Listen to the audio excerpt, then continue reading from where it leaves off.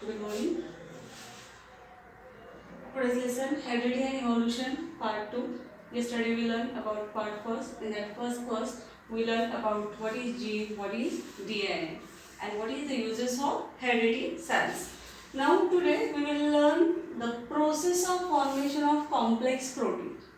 See, question is that in your textbook, process of formation. Explain the process of formation of complex protein.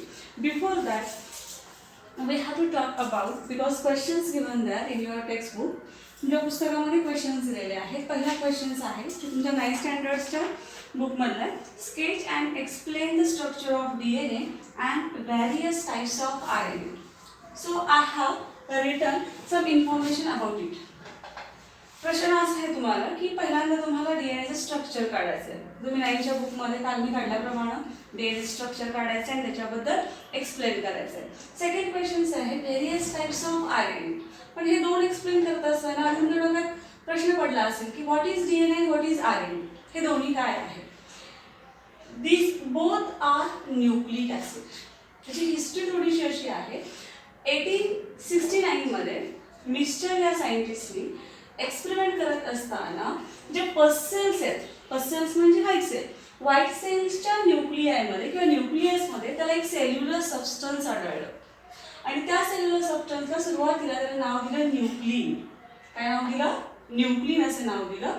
आणि मग न्यूक्लिनच्या पुन्हा त्याच्या study करताना त्याच्या असं लक्षात आलं की ह्या न्यूक्लियनच्या प्रॉपर्टी आहेत त्या प्रॉपर्टी कशा आहेत? Acidic property. तुम्हाला माहिती आहे ॲसिडिक प्रॉपर्टी, बेसिक प्रॉपर्टी. म्हणजेच ह्या न्यूक्लिनच्या प्रॉपर्टीज कशा होत्या? ॲसिडिक होत्या. म्हणून त्याचं नाव पुन्हा काय दिलं? न्यूक्लिक ॲसिड असे नाव दिलं. मग न्यूक्लिक ॲसिड दोन फॉर्म आहेत, एक DNA आहे आणि एक RNA.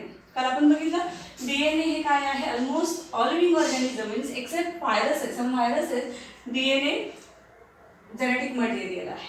मग RNAचे दोन फॉर्म पडतात किंवा दोन टाईप्स पडतात त्याच्यामध्ये. काही RNA असतात ते जेनेटिक RNA असतात, काही असतात ते नॉन जेनेटिक RNA असतात. मग जेनेटिक RNA कुणामध्ये मगाशी म्हटल्याप्रमाणे काही व्हायरसेस आहेत त्याच्यामध्ये हे जेनेटिक RNA असतात. नॉन जेनेटिक RNA म्हणजे 3 टाईप्स पडतात. हे 3 टाईप इथं काय एक्सप्लेन करते तर आपण कॉम्प्लेक्स प्रोटीन सेलमध्ये कसे तयार केले जातात ह्यासाठी ह्या तिन्हीचा रोल आहे. त्याची माहिती आपल्याला माहिती असली पाहिजे. फर्स्ट वन mRNA, ज्याचा लॉंग फॉर्म आहे मेसेंजर RNA.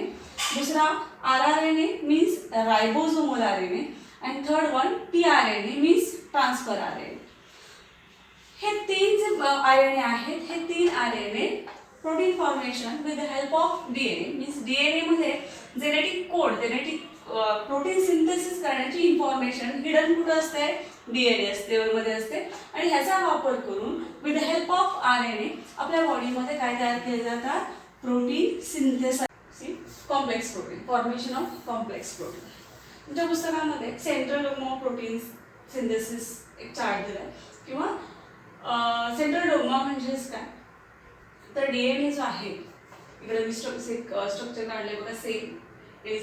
सेलमध्ये न्यूक्लियस, तुम्हाला माहिती आहे न्यूक्लियसमध्ये क्रोमोझोम्स म्हणजे क्रोमॅटिड, म्हणजे डिव्हिजन व्हायच्या अगोदर क्रोमॅटिड्स असतात. क्रोमोझोम्स म्हणू आपण इथं, क्रोमोझोम्स मध्येच DNA म्हणू आपण. मग हे DNA जे आहे ह्या DNA पासून DNA स्ट्रक्चर तुम्हाला माहिती आहे डबल स्टँडर्ड स्ट्रक्चर. आणि याच्यामध्ये जे पेरिंग असतं की आपण DNA मध्ये काल बघितलं होतं 4 नायट्रोजनस बेसेस असतात. कुठले कुठले असतात? ॲडेनिन, गॉनिन, सायटोसिन आणि थायमिन. मग हे जे 2 स्ट्रँड्स आहेत मी रेड कलरने दाखवले यांच्यामध्ये काय असतं तर अपोजिट पेरिंग असतं. अपोजिट पेरिंग म्हणजेच काय तर इथे ॲडेनिन आहे, ह्या स्टँडवर ॲडेनिन आहे तर सेकंडला काय असतं? थायमिन. म्हणजे पेरिंग नेहमी कसं असतं? Adenine always pairs with thymine and cytosine always pairs with guanine. हे लक्षात ठेवायचं, ह्यांचं पेरिंग लक्षात ठेवायचं. ॲडेनिनचं पेरिंग कॉम्प्लिमेंटरी बेसिस, हे जे 2 स्ट्रँड्स आहेत एकमेकाला कॉम्प्लिमेंटरी आहेत. कॉम्प्लिमेंटरीचा अर्थ काय? ॲडेनिन ऑलवेज पेअर्स विथ थायमिन, म्हणजे एका जर स्टँडवर ॲडेनिन असेल तर त्याच्या अपोजिट कोण असणार आहे? थायमिन असणार आहे. गॉनिन असेल तर सायटोसिन असेल, सायटोसिन असेल तर गॉनिन, थायमिन असेल तर ॲडेनिन. अशा पद्धतीने हे कॉम्प्लिमेंटरी बेसिस असतात. मग ज्या वेळेस ह्या DNAच्या एका स्टँडपासून mRNA तयार होतो. 2 स्टँड्स आहेत DNAचे, त्या दोन्ही स्टँडपासून mRNA तयार होते. त्यातला कुठला तरी एक स्टँड सिलेक्ट केला जातो आणि त्या स्टँडपासून काय तयार केलं जातं? mRNA तयार होतं. हे mRNA तयार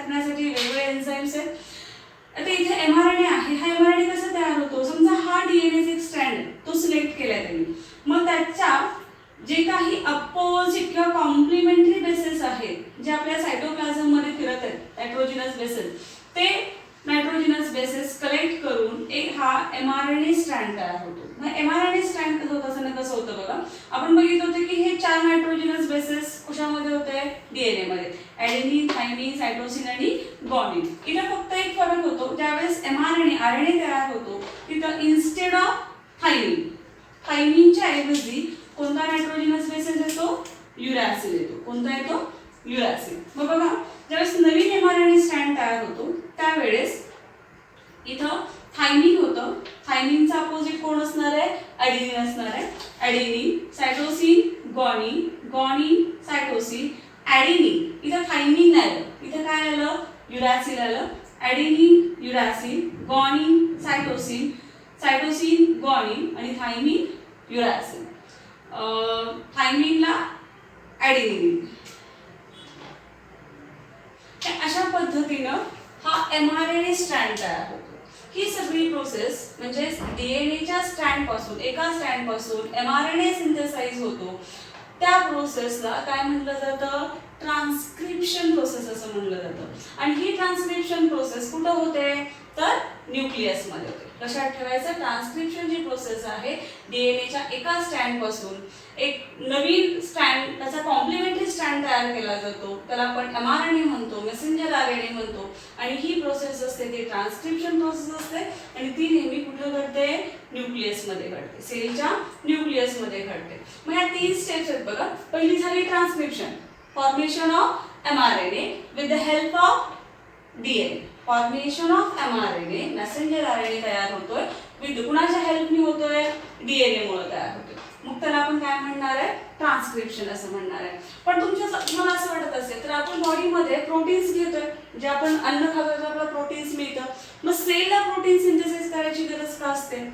तर बघा, ज्यावेळेस आपण फूड इंजेक्ट करतोय किंवा खातोय, तर डायजेशन झाल्यानंतर, स्मॉल इंटेस्टाईनमध्ये पूर्ण डायजेशन झाल्यानंतर तुम्हाला माहिती आहे कार्बोहायड्रेटचं कन्व्हर्जन ग्लुकोजमध्ये होतं आणि ग्लुकोजपासून आपल्याला काय मिळते? एनर्जी मिळते. सेम वे प्रोटीनचं डायजेशन झाल्यानंतर काय तयार होतं? डायजेशन कंप्लीट झाल्यानंतर अमिनो ॲसिड तयार होतात, म्हणजे proteins get converted into amino acid. Amino acids म्हणजेच काय असतात? तर हे नायट्रोजिनस बेसेस असतात. हे जे 5 नायट्रोजिनस बेसेस 3 फॉर्म मध्ये किंवा नायट्रोजिनस बेसेस आपल्या सायटोप्लाझम मध्ये फिरत असतात.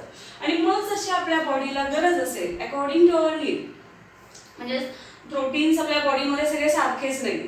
आपल्या केसांमध्ये असणारं केराटिन आहे, पुन्हा स्किनमध्ये मेलॅनिन आहे, ब्लडमध्ये हिमोग्लोबिन आहे, अशा वेगवेगळ्या प्रकारचे प्रोटीन्स, त्याचं स्ट्रक्चर वेगळं आहे. ते स्ट्रक्चर अकॉर्डिंग टू नीड, जशी सेलला गरज असेल, जशी आपल्या बॉडीला गरज असेल, तसं आपल्या बॉडीमध्ये काय तयार केले जातात? प्रोटीन्स तयार केले जातात. आणि हे प्रोटीन्स करण्यासाठी त्यांना कुणाची गरज लागते? तर अमिनो ॲसिडची गरज असते. हे अमिनो ॲसिड किती आहे? तर जनरली 20 अमिनो ॲसिड्स आहेत. डॉक्टर हरगोविंद खुराना आणि याच्यासाठी त्यांना नोबेल प्राइज मिळालेला आहे. त्यांनी हे 20 अमायनो ॲसिड्स आहेत, त्या 20 फंक्शनल अमायनो ॲसिड्स आहेत. हे अमायनो ॲसिड्स त्यांनी शोधून काढलेले आहेत. मग काय होतं बघा, पहिली प्रोसेस झाली ट्रान्सक्रिप्शन. ट्रान्सक्रिप्शन झाल्यानंतर सेकंड स्टेप येते ट्रान्सलेशन. ट्रान्सलेशन मध्ये काय होतं? हे जे mRNA आहे, जे आपण बघितलं कुठं तयार झालं होतं? न्यूक्लियस मध्ये तयार झालं होतं. हे mRNA कुठे येतं? सेलच्या सायटोप्लाझम मध्ये येतं. तुमच्या पुस्तकामध्ये डायग्राम दिली आहे बघा. न्यूक्लियस मधून हा जो mRNA तयार झालेला आहे, हा mRNA कुठे येतो? सायटोप्लाझम मध्ये येतो. सायटोप्लाझम मध्ये आल्यानंतर जे tRNA आहे आणि rRNA आहे, tRNA आणि rRNA ह्याच्या साहाय्याने ह्या mRNA पासून काय तयार केलं जातं? प्रोटीन सिंथेसाइज केलं जातं, प्रोटीन तयार केलं जातं. समजा हा आपला mRNA कुठं आला? तर हा सायटोप्लाझम मध्ये आला. mRNA स्ट्रक्चर कसं आहे? लिनियर स्ट्रक्चर आहे. फॉर एक्झाम्पल इथे ॲडेनिन आहे, अशा पद्धतीने स्ट्रक्चर तुम्हाला दिले पुढं काय असेल ते नायट्रोजिनस बेसेस. मग इथे काय केलं जातं? हे जे tRNA आहे, ट्रान्सफर RNA, हे ट्रान्सफर RNA काय करतात? तर सायटोप्लाझम मध्ये जे हे नायट्रोजिनस बेसेस आहेत, ते नायट्रोजिनस बेसेस गोळा करून आणण्याचं काम करतात. म्हणजे इथं जे काही स्ट्रक्चर आहे, इथं गॉनिन आहे, सायटोसिन आहे, युरॅसिल आहे, युरॅसिल, गॉनिन, ॲडेनिन, अशा पद्धतीनं जे काही नायट्रोजनस बेसेस आहेत त्या नायट्रोजनस बेसेसच्या कॉम्प्लिमेंटरी म्हणजे विरुद्ध हवे असणारे नायट्रोजनस बेसेस कोण घेऊन येतं, टीआरएनए घेऊन येतं आणि त्यांना जोडण्याचं काम कोण करत असतं, आरआरएनए करत असतं, रायबोसोमल आरएनए. पुस्तकामध्ये डायग्राम दिली बघा, असं आरएनए दोन स्ट्रक्चर काढले, वरचा लार्जर सब युनिट आहे आणि खालचा स्मॉलर सब युनिट आहे. रायबोसोम्स तुम्हाला माहिती आहे दोन प्रकारचे, 70S आणि 80S. मग इथं वरचा जो पार्ट आहे तो लार्जर पार्ट आणि खालचा स्मॉलर पार्ट कंबाईन होतात आणि हे दोन कंबाईन झालेले पार्ट काय करत असतात, प्रोटीन्स तयार करण्याचं काम करतात. कसं प्रोटीन तयार करतात, तर इथं काय करतात, हे टीआरएनए जे आहे लक्षात घ्या, एमआरएनए वर जे तीनचा फॉर्म आहे त्याला कोडॉन्स असं म्हटलं जातं. एमआरएनए वरचे तीन जे नायट्रोजनस बेसेस आहेत त्याला ट्रिपलेट असं म्हणतो आपण, ते कोडॉन्स आहेत आणि त्याच्या कॉम्प्लिमेंटरी कोडॉन्स त्याला आपण अँटीकोडॉन्स असं म्हणणार आहे. ते अँटीकोडॉन्स घेऊन येतं, टीआरएनए घेऊन येतं. एमआरएनए वर असतात ते कोडॉन्स असतात आणि टीआरएनए घेऊन येतात ते काय असतात, अँटीकोडॉन्स असतात आणि टीआरएनए ने आणलेले अँटीकोडॉन्स तीन जे नायट्रोजनस बेसेस आहेत ते जोडण्याचं काम कोण करत असतं, रायबोसोमल आरएनए करत असतं. मग ही जी प्रोसेस आहे की हे तीन जे फॉर्म जोडून गेल्यानंतर हा रायबोसोम्स काय होतो, पुढे सरतो, पुढे पॅकिंग करत जातो आणि त्याच प्रोसेसला काय म्हटलं जातं, ट्रान्सलोकेशन असं म्हटलं जातं. बघा पुन्हा सांगते, प्रोटीन सिंथेसिस पहिली स्टेप ट्रान्सक्रिप्शन म्हणजे फॉर्मेशन ऑफ एमआरएनए. एमआरएनए तयार झाल्यानंतर काय होत आहे, ट्रान्सलेशन होत आहे म्हणजेच काय, तर इथून हा जो टीआरएनए काय घेऊन आला, तीन अँटीकोडॉन्स घेऊन आला. हे तीन अँटीकोडॉन्सचं पेअरिंग कुणाबरोबर केलं, एमआरएनए वर असणाऱ्या कोडॉन बरोबर केलं आणि इथं काय तयार झाली, अशी पॉलिपेप्टाइड चेन तयार होते, प्रोटीन तयार होतं आणि मग हे प्रोटीन तयार होतं त्या प्रोसेसला काय म्हटलं जातं, ट्रान्सलेशन असं म्हटलं जातं. मग हा रायबोसोम्स काय होत असतो किंवा हे आरएनए काय करत असतं, तर पुढे तीन पुढे सरकत असतं आणि त्याच प्रोसेसला काय म्हटलं जातं, ट्रान्सलोकेशन. मग अशा पद्धतीनं एक पॉलिपेप्टाइड चेन तयार होते आणि जिथं हा एमआरएनए एंड होतोय तसं जे टर्मिनल एंड आहे ते टर्मिनल एंड झालं की ही जी पॉलिपेप्टाइड चेन आहे ती पॉलिपेप्टाइड चेन सेपरेट होते आणि एक फॉर्म तयार होतो, त्यालाच आपण प्रोटीन असं म्हणतो. लक्षात येते, पुन्हा सांगते बघा, 3 स्टेप्स आहेत, ह्याच्यावर क्वेश्चन्स तुम्हाला विचारलाय. फॉर्मेशन ऑफ कॉम्प्लेक्स प्रोटीन, त्याच्यामध्ये तुम्हाला 3 स्टेप येणं महत्त्वाचं आहे. पहिली आहे ट्रान्सक्रिप्शन, ट्रान्सलेशन आणि translocation. Formation of mRNA with the help of DNA called as A transcription.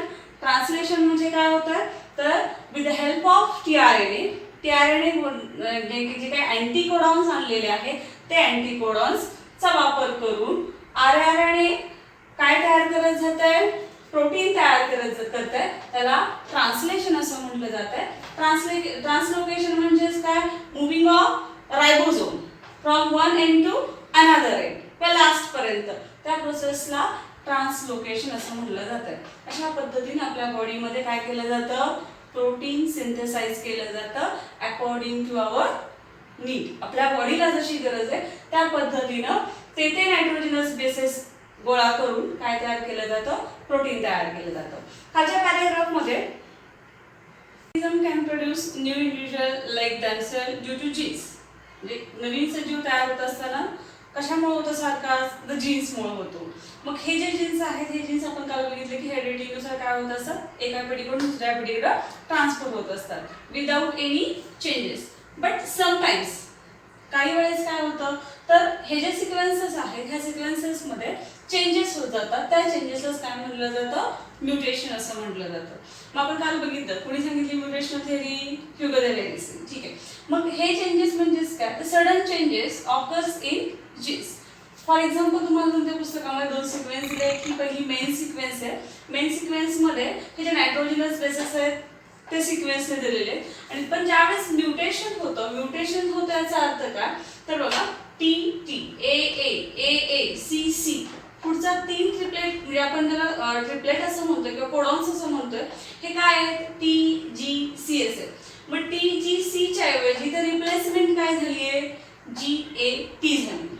म्हणजे हे जे आहे हे चेंजेस होतात, काही सडन चेंजेस होतात, त्याला म्युटेशन असं म्हणतात. मग म्युटेशन्स दोन प्रकार, काही म्युटेशन्स मायनर असतात म्हणजे दिसून येत नाही किंवा लक्षात येत नाही, काही असतात ते कन्सिडरेबल असतात. म्हणजे त्यांना असं म्हणायचं की any nucleotides of the genes changes its position change झाले, एखादा न्यूक्लियोटाइड असेल किंवा ट्रिपलेट असेल, हे जे चेंजेस होत जातात त्यामुळं काय होतात? चेंजेस येतात आणि ते चेंजेस पुढच्या पिढीकडे ट्रान्सफर केले जातात. त्या प्रोसेसला म्युटेशन असं म्हणलं जातं. एक क्वेश्चन तुमच्या पुस्तकामध्ये आहे बघा. क्वेश्चन असा आहे, explain the meaning of genetic disorder and give name of some disorder. मग जेनेटिक डिसऑर्डर म्हणजेच काय? तर त्यांच्या जीनोम मध्ये किंवा जीन मध्ये काय होत जातात? ॲबनॉर्मॅलिटीज येतात, काही ॲबनॉर्मॅलिटीज येतात, त्याला आपण जेनेटिक डिसऑर्डर म्हणतो. एक्झाम्पल तुम्ही त्याचे दोन लिहू शकता, सिकल सेल ॲनिमिया नाहीत मग तुम्हाला झाले, आणि दुसरं म्हणजे हिमोफिलिया. हे दोन डिसीजेस, बरेचसे डिसीज आहेत, त्यातले दोन डिसीज तुम्हाला लोड आहेत, ते ह्याचे एक्झाम्पल तुम्ही म्हणून लिहू शकता जेनेटिक